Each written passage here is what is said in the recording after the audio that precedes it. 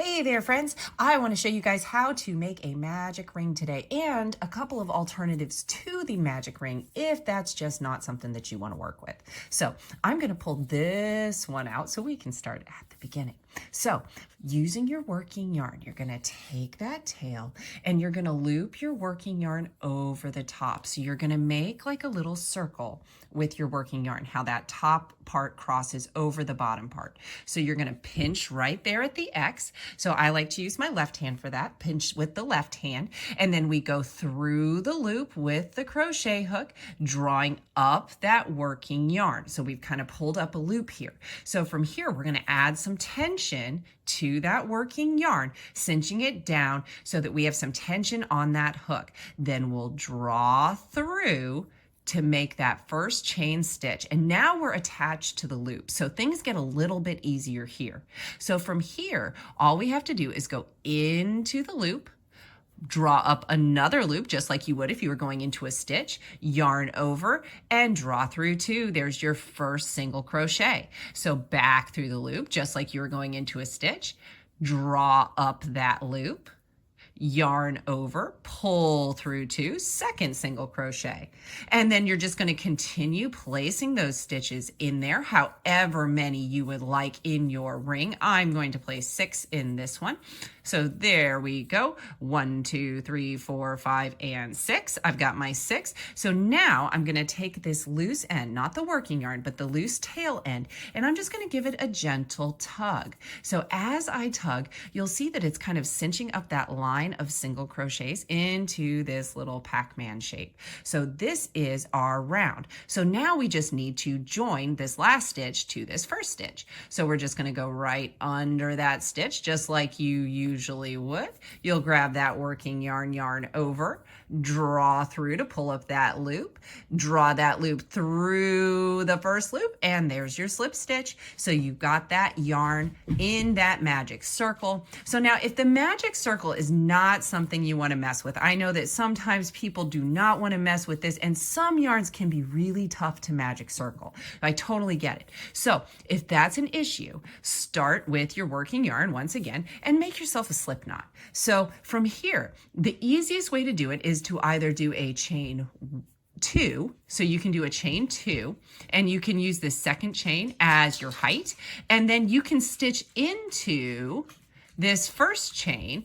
So for example, I could put my 6 single crochets right here in this first stitch. And as you see, as I continue to place those single crochets into that first stitch, it's kind of turning around for me. You can see how it's doing that. Now, as you see too, I'm kind of burying that tail, and I'll show you why I'm doing that.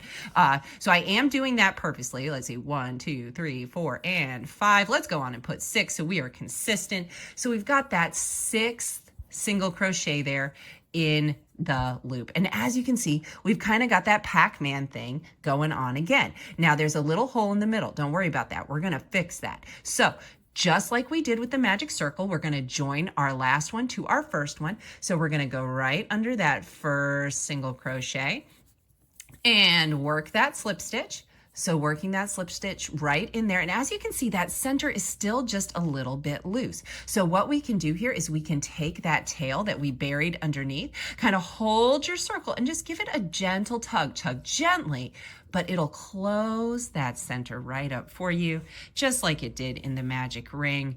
So totally an alternative to using that magic circle or magic ring, if that's just not a method that works for you. The other method that you can use is always to just chain it, do a chain 3. I've seen this one done as well, where people will do a chain 3, join that chain, 1, 2, and 3, and then join to that initial chain.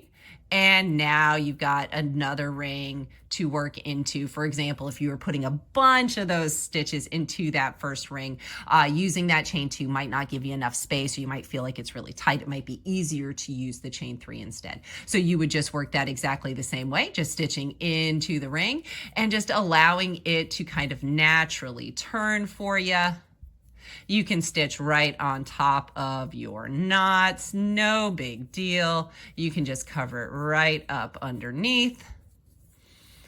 and bearing that tail, because once again, we'll use that tail at the end to help us cinch it up. So 1, 2, 3, 4, 5, and 6. There's our first. So we'll slip stitch under that first stitch, yarning over, drawing through, closing up that Pac-Man.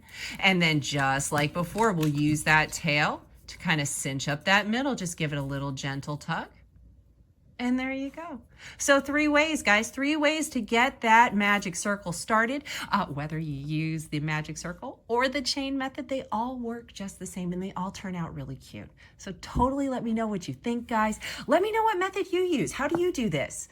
Hope that helps, guys. Bye.